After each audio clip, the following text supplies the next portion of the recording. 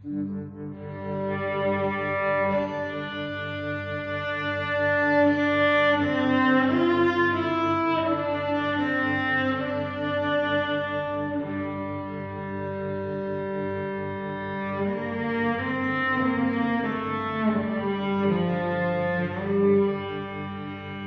you for coming. Welcome to the lecture. The topic of my lecture is Christian apologetics, and what I'm going to be presenting to you is basically an argument out of a chapter of a book that I wrote called The Glory of Kings, A Philosophical Defense of Christianity. I got the title of the book from this proverb, which is one of my favorite proverbs, which reads, "It is the glory of God to conceal a matter, to search out a matter is the glory of kings."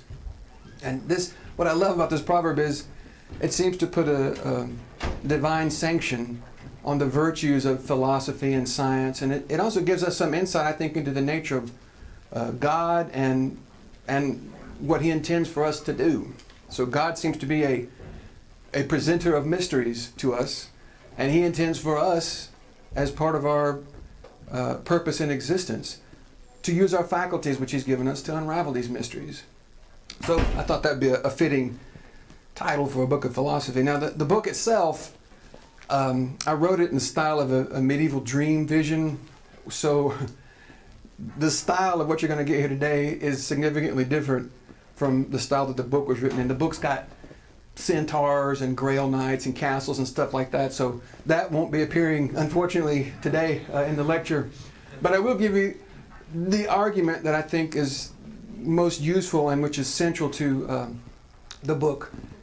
The idea begins with this intuitive assumption, right? So this is the starting point, this intuitive assumption, that every change occurs because at least one thing with the power to make it occur does so.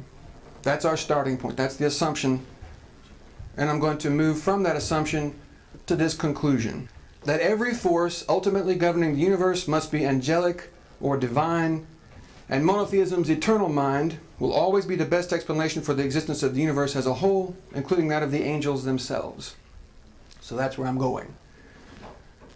And when I say the eternal mind of monotheism, I'm thinking of just a generic concept of monotheism, an eternal mind which has these qualities: omniscience, omnipotence, and omnibenevolence, or it's all good. So since the intuitive assumption is the starting point, let's just make sure we all believe it. I do not think that this is a very difficult claim to defend, but so here it is again. Every change occurs because at least one thing with the power to make it occur does so. So the question is, do you believe that? Now, the reason I believe that is because it is constantly verified by experience. This is the part of the stated purpose of science, and it's confirmed by science, by formal science and by informal science that we all carry on in our daily lives. So it's constantly verified. I think it's our default assumption about reality. I think that we begin life assuming that this is true about reality, and so it's where we begin, and it's impossible to disprove. Right? And I'll tell you why in a minute, but the fact that it's impossible to disprove means our starting point is belief in it, and there's no way to shift the burden of proof. So, now the reason it's impossible to disprove this is because every attempt to do so will wind up being what we call an argument from ignorance. I don't know if you're familiar with this, but this is a classical fallacy of informal logic, and in this particular case, it looks like this. We start with this premise: I don't know the cause of change X, and then we wind up here at this conclusion. Therefore, change X has no cause, right? This is never justified. This is never a justified conclusion to come to.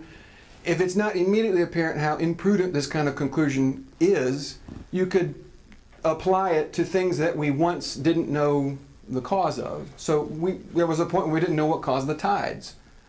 We could have said, you know what? I don't know what causes the tides, therefore nothing causes the tides. That will never be a justified conclusion to come to. So the assumption to me seems pretty safe to begin with.